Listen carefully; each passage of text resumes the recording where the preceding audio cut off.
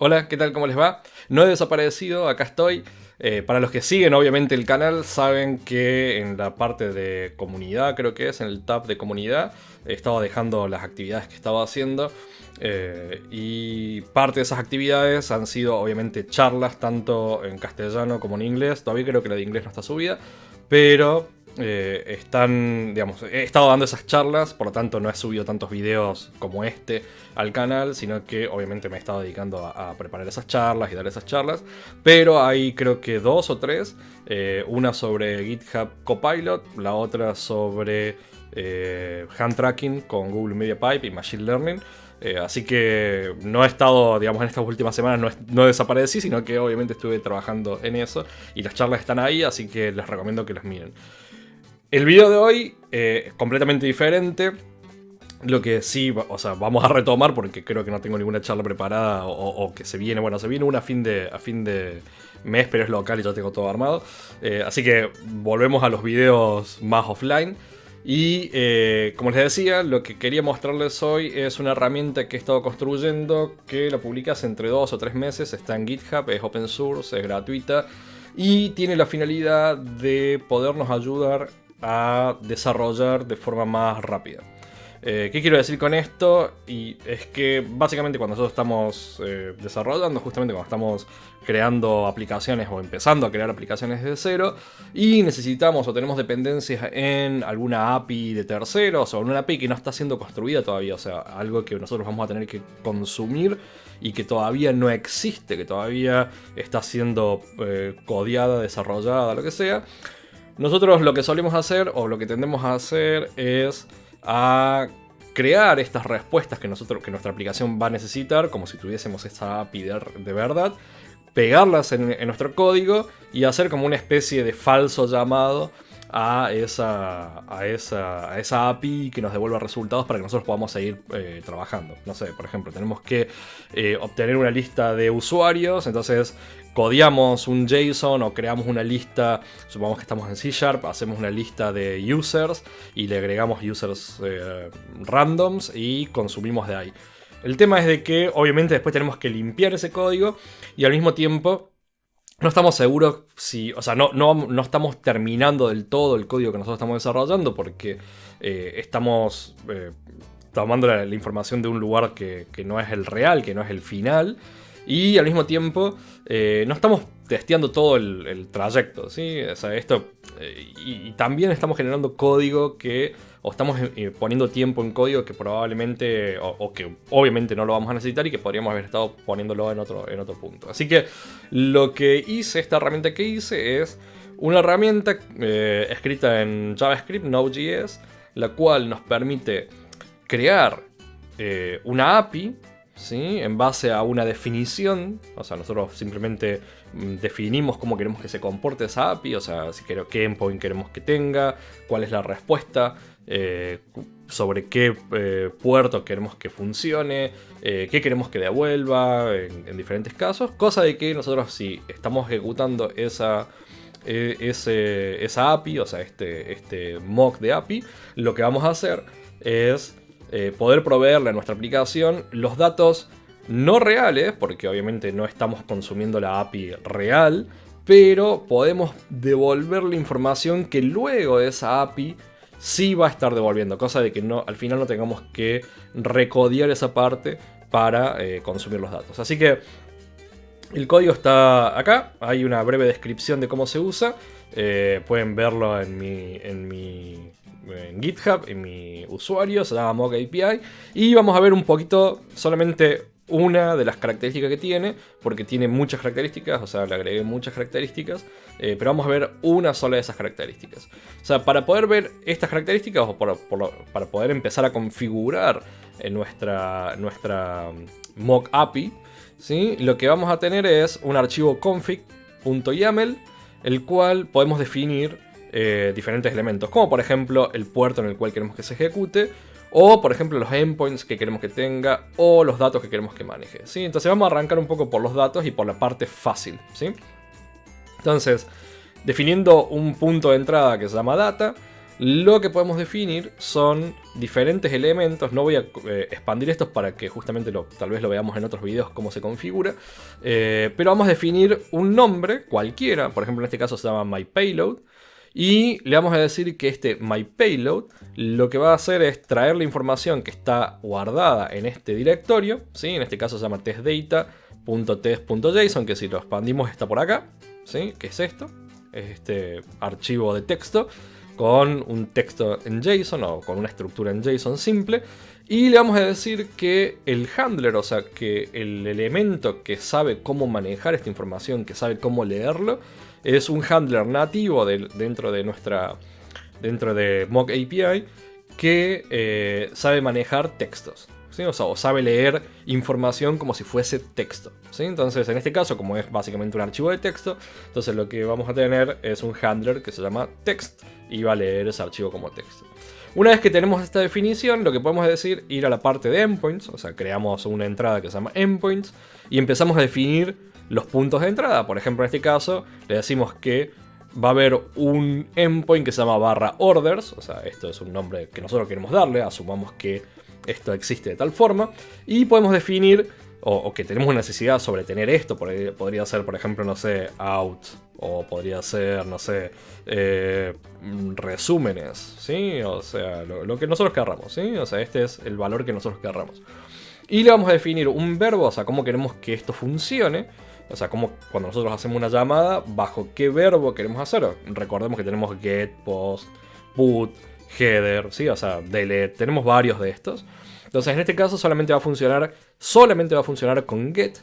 Y le vamos a decir dentro de la propiedad data a qué valor de los datas definidos que tenemos acá del cual va a consumir. Por ejemplo, en este caso estamos generando una unión entre este myPayload y este endpoint. Quiere decir que cada vez que nosotros ejecutemos y tratemos de acceder a orders a través del método get, lo que va a hacer es devolvernos este payload que tenemos acá, ¿sí?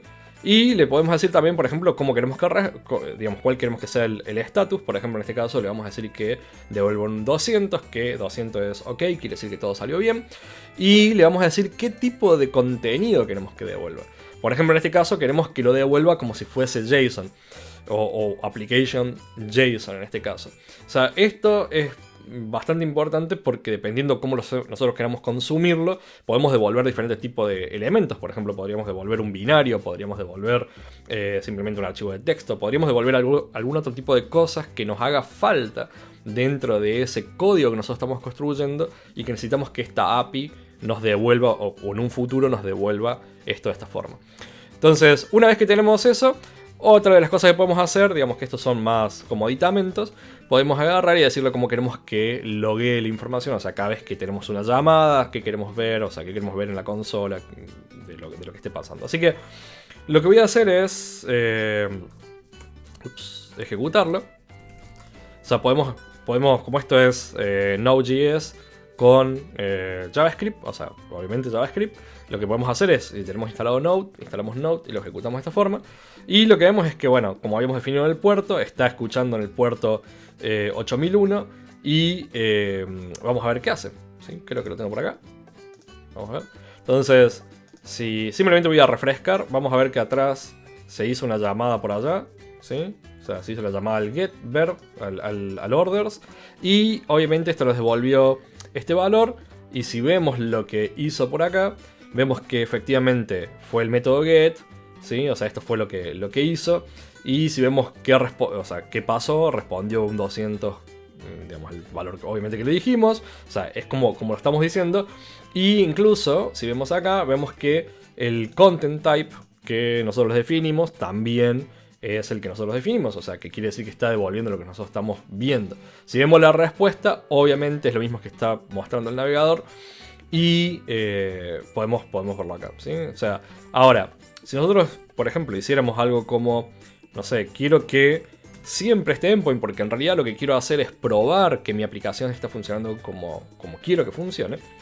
Entonces lo que podemos ver, o lo que podemos hacer, es agarrar y por ejemplo, en este caso, cambiarle a 500. Por lo tanto, el navegador está diciendo que esto hubo un error, obviamente, porque es el status code, el HTTP status code 500 es un internal server error. Entonces nos está diciendo que hubo un internal server error. Y si vemos acá, obviamente esto no va a prevenir que no devuelva la información, porque le hemos dicho que devuelve esa información. Pero para Chrome es un internal server error, lo cual se está comportando como estaríamos esperando que se comporte. Y lo mismo pasaría, por ejemplo, no sé, si dijésemos, voy a decir text, ¿sí? Application text, que esto es bastante particular porque cuando nosotros definimos application y algo que no puede manejarlo de forma directa el navegador, o sea que no sabe cómo interpretarlo de forma directa, lo que va a hacer es que... Ups, lo ejecuté. No, vamos a cambiar acá. Vamos a poner 200 para que funcione. Ahí. Y vamos a ver. Entonces, de hecho creo que lo había bajado igual.